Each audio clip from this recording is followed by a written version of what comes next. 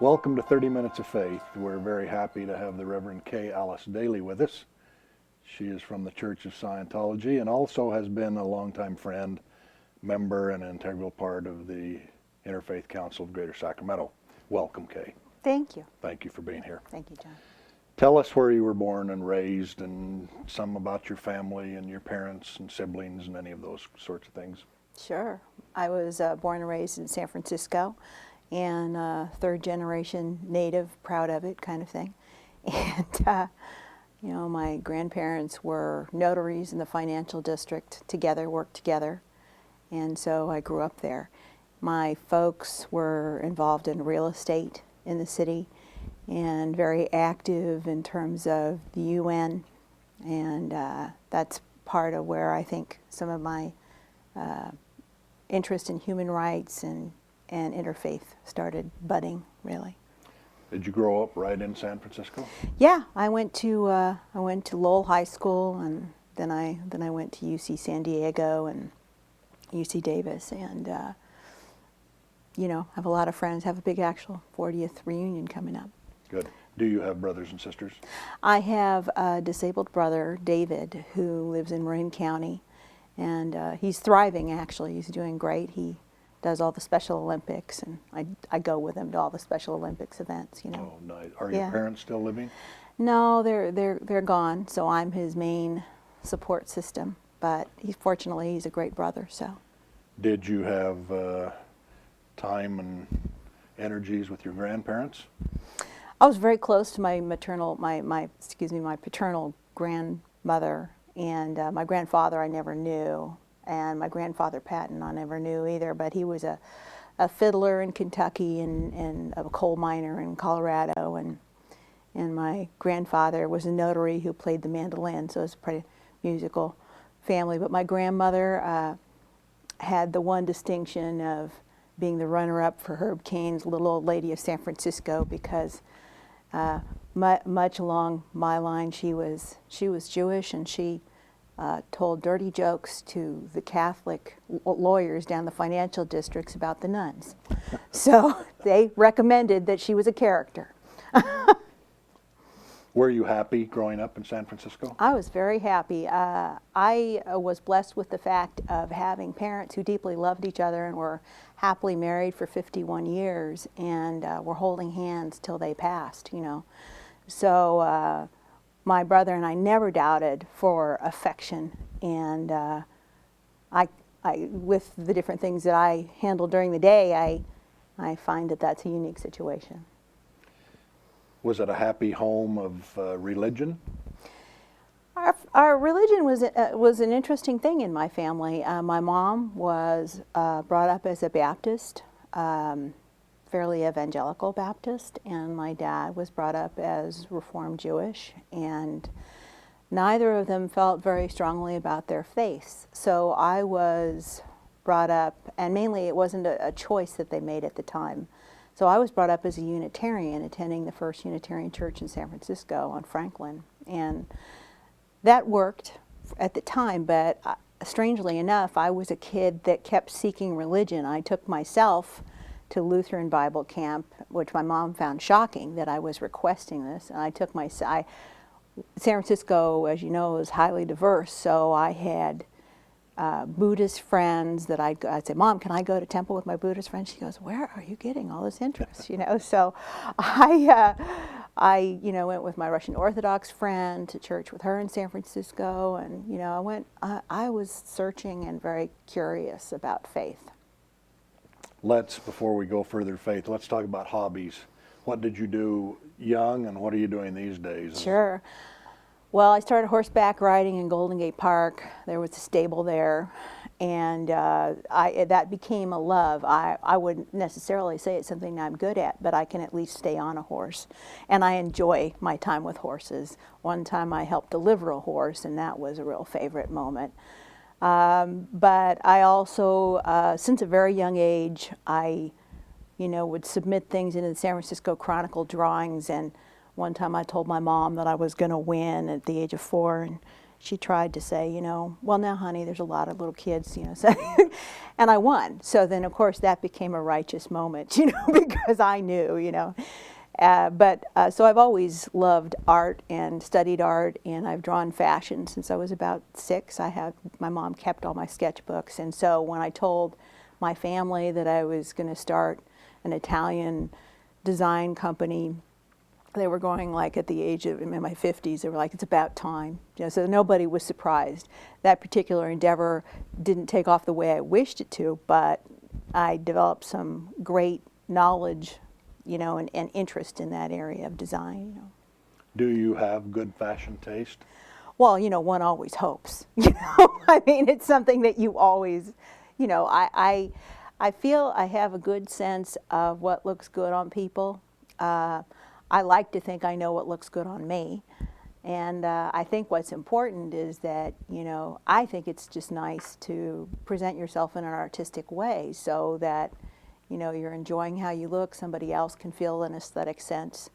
And I think that's just kind of a nice thing for men and women. So, yeah, I do things on the side, like I will take people shopping and help them design a certain look or help them with their closet. I mean, it's just an interest to me. I really enjoy it. Clothing. Clothing's a thing. Textiles. Something about textiles. I've read scads of books, anything from the history of costume design to medieval, why fabric ages the way it does and things like that. And so I really, really enjoy that. To an extent, I'm actually even starting a current endeavor.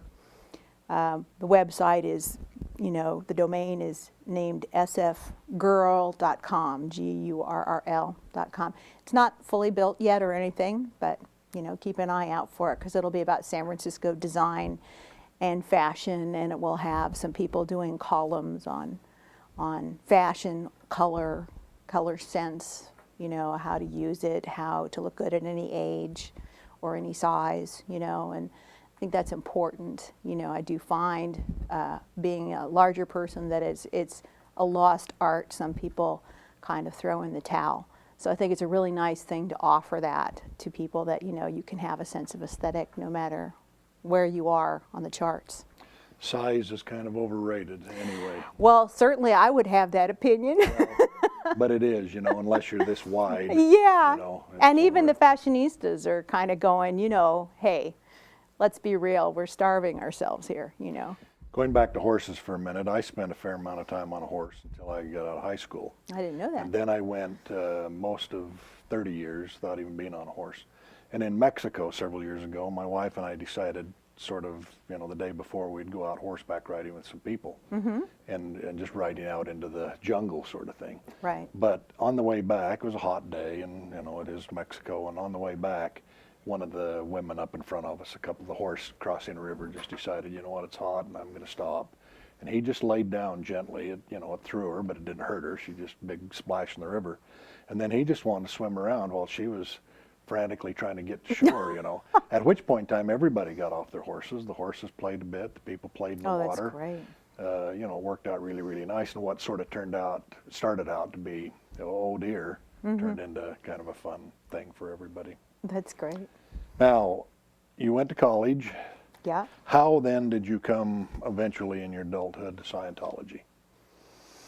Well, I'd been studying Hinduism. I had arrived through all my different studies in my life at an interest in Eastern faith. And so I had been studying Hinduism for, I guess it was 3 or 4 years, and I had been trying to do everything that I could find about that faith, and was eating vegetarian and was meditating regularly and knowing other Hindus and everything when I was at Davis. And while I was studying an early education plan for, how to educate kids, young kids, which has always been a very strong interest of mine. I feel it's very important. You know, at that point, somebody spoke to me about Scientology, and I started comparing it, and I thought, well, it can't hurt. I think I'll study this now a little bit, and I won't give up my other beliefs, but I'll study this and see what I think. And so at that, and I kind of made a pact with myself at that time, like I did with anything that I studied that looked like it might have meaning to me, that, well, if I find that I disagree with this, at that point I'll stop, you know, and I'll have that freedom to just stop. So that was about 40 years ago. You know, it was when I was about 21, something like that, 20 at this point. So that's how I came into it, is somebody actually spoke to me about it when I was at Davis. And I found it enthralling. It was an interesting subject. Now, I know you've studied and trained for Yeah. the ministry. Tell us a little bit about that, please. Well, initially I trained to teach the classes because that was the simplest thing to train as. It took the least amount of time to train. And part of what I wanted to do in my ministry was work in the jail system. Being a middle class person in San Francisco, I hadn't had a lot of exposure to crime. And so I reached into that area. So I found myself supervising classes at Vacaville, California Medical Facility, inside with prisoners, and that was a meaningful experience to me. I taught communications, which we had a great time. It was a little scary sometimes, but it was a good lesson for me, and it was good ministry. And then after I did that for a while, I worked up at a new school that the church had started up in Oregon called the Delphian School, and it was a live-in school for anybody, not Scientologists, limited to that, but that I really liked the structure of with my early education, and you know, gave kids the freedom to pick subjects they wanted to learn, but within a certain, and go at their own speed, because the way you work with classes in Scientology is people work off of what's called a check sheet, and they can go at their own speed and then get teaching assistance as they move along. So it doesn't actually make it so that you're rushing to catch up with other people. You're going at your own speed, and then you're learning. There's a lot of emphasis with dictionaries and understanding word derivations so that you get a good conceptual understanding of what you're reading. And we as a church feel like that's very much missing in current education, that people understand things phonetically and really learn their own language. So that's something we endeavor to put in. But then at a later time, I started to really find that I wanted to understand people spiritually more, like how could I help them, you know, directly. And so I started training in the counseling techniques, and my mom had a master's in social work at UC Berkeley, and so we would compare notes of what our training experience was like. And she always had to, in her master's program, record things. She never had to video or do anything like that. She just had to tape with the person's permission the session, you know, and how she addressed different issues. Whereas in Scientology, well, it's considered such a newcomer in some ways. It's been here since the 50s. Anytime you're doing a session with somebody and you're training, when you're training, it's understood and you're permitted to do a video. And you are videoed in terms of your own personal demeanor and how the person is responding. And you know, those tapes are kept confidential with the person's counseling records and eventually erased. But you know, it's a very good learning lesson to see how you express yourself and what you could do to alienate somebody. So it was a profound experience. I've been a practicing counselor for about 29 years. And the counselor came at the same time you would become a reverend? Yes, you have to do your ministry once you decide to counsel. That, in fact, you do the ministerial training before you do that. Now, I've been to services with you, and a couple of things I really, really enjoyed. One was the friendliness and camaraderie, but I liked the humor, that life doesn't have to always be so serious and sort of grudgingly tramp along. Do you carry that over into your ministry and your counseling? Yeah, I do, and I think that's such an interesting thing that you bring up, because it's nice to hear it from somebody having exposure to it in that service and stuff. Insouciance is important. I mean, it's not always the right thing depending on the situation, but you know, humor, while it isn't necessarily something that we instruct somebody to act that way, you know, when you have true affection for people and you're really interested in trying to figure out problems with them, you have to have some humor, because people will have situations in their life that are created in such ways as to really obstruct themselves, and you know, you have to help them find the humor in that sometimes. My grandfather said to me in high school, "Don't take yourself too serious, because nobody else is going to." Right, right. That's a good one. Found that out quickly. Yeah. Now let's see. How long have you met in the place in Midtown that you meet? Okay, so in Midtown, gosh, I think it's been about 28 years, maybe. And you're getting ready to move into a new facility next year, and you're At doing J fundraising. Street. Yeah, J Street and 7th. Yeah, we're in the final throes of fundraising. But we've been fundraising for 8 years. And that's the old Hotel Ramona? The Ramona, and we're restoring it. We're restoring it to all the historical standards. We've been meeting with the Historical Society, but we're also doing something that we feel as a congregation is important in the Capitol, and it's been an extra expense to us, but making it what's called a LEED Gold standard. And so, which means we're building with a lot of recycled materials. We're setting up different ways of the air conditioning and stuff, so that you know, it can be most effective, especially in the heat that we get in Sacramento, and has recycling built into it. So blesses the environment. It blesses the environment, and what's great is it'll have community access where you can have meetings there. It's very nicely. I was there actually having a dinner for further fundraising just a couple nights ago. We were looking at all the earthquake proofing, because this is an old building. I believe it's 1917 or something. Well, you showed me plans and future looks at it, and it looks like it's going to be a terrific facility. Yeah, it's very exciting. We're going to be doing some tours through it very shortly, and but when we went there the other night, we could see how it was. You know, the thing about a Scientology church is probably a valid point that some people just don't know. When you think of it as something that is secretive, it's the furthest thing from the truth. It is a wide open kind of thing. I think if you're to make an accusation, or if one was to make an accusation that it's some sort of society that's secretive or keeps to itself, well, it's one of those things where, so then if you tell people about yourself, then you're proselytizing. And, you know, so gee whiz, how do you actually get people to know who you are? It's one of the reasons I was looking forward to doing this show, is because it gives me kind of an opportunity to at least say my piece about it. I figure I know something after all this time.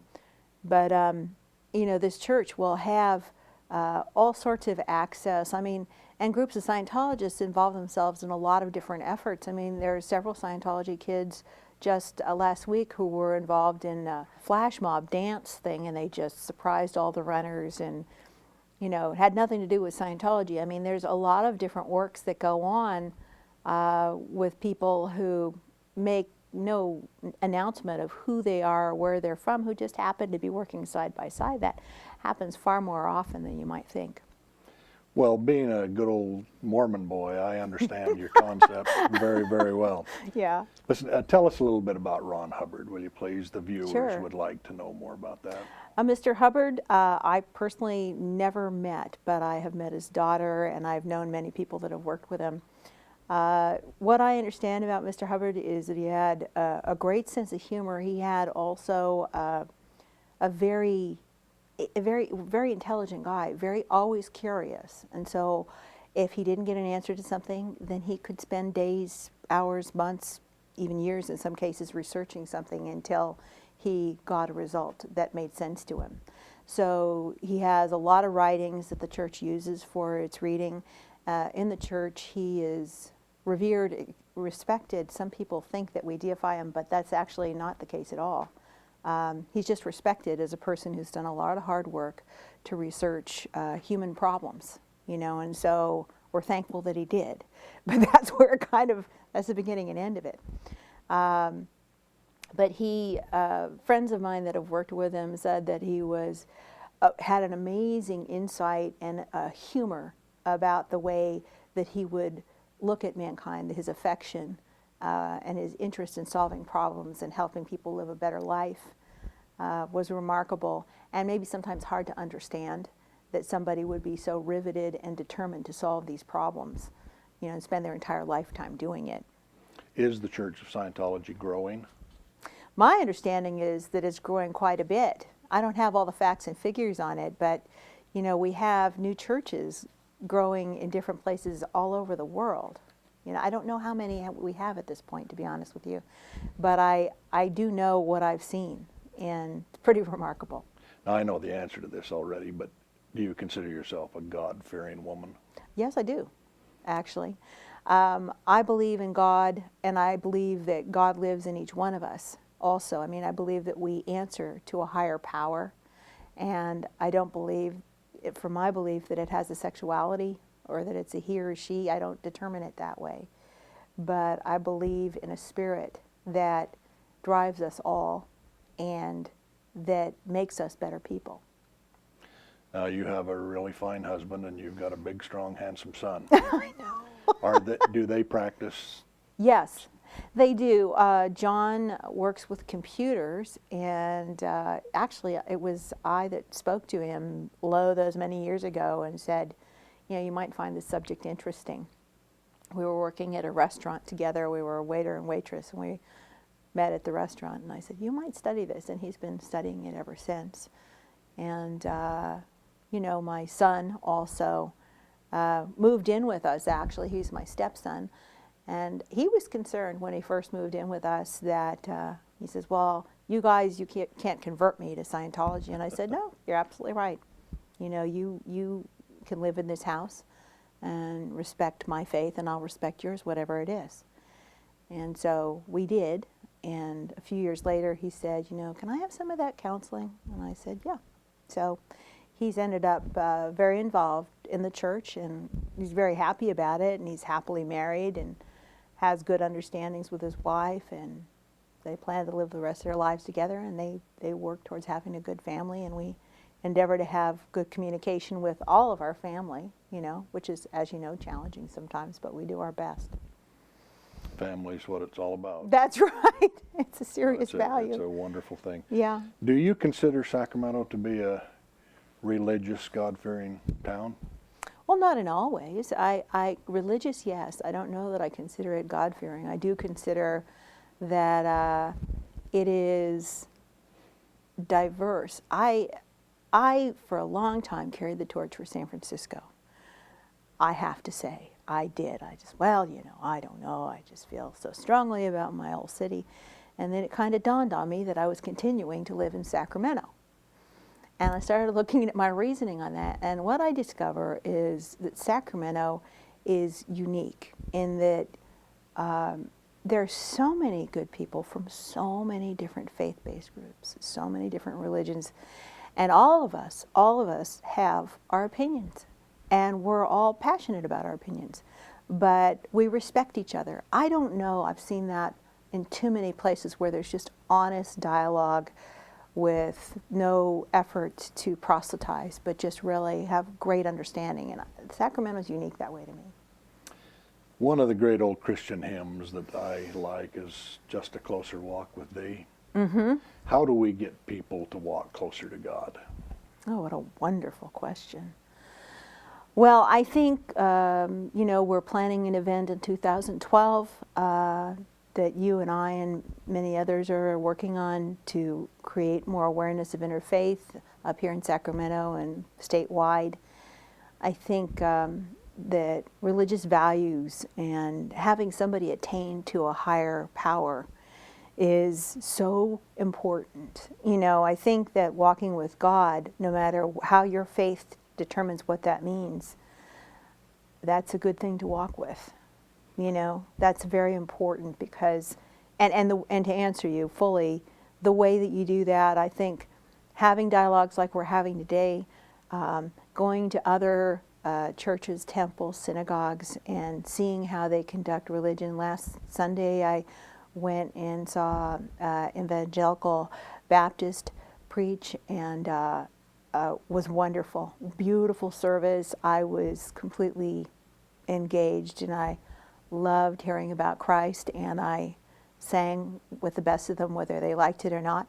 And that may not have been a big selling point for me, but for hearing them hearing me. But growing up with Mahalia Jackson in my living room all the time, because my mom played Mahalia, I was right at home. Interesting, because she was on the old Magnavox in our home. Is that right? She Yeah. could really belt it out. Yeah, she could. Do you think it's important that our community and civic leaders be religious people? Well, honestly, here's what I think about that. Would I prefer it? Yes. More important than anything, I would prefer that they have an open heart to all faiths, because whether they're religious or not, I mean, we're in America, and I'm very glad and feel blessed for that, I tell you. But I really hope that they have an open heart and actually endeavor to understand everybody and not rule anybody out, more importantly.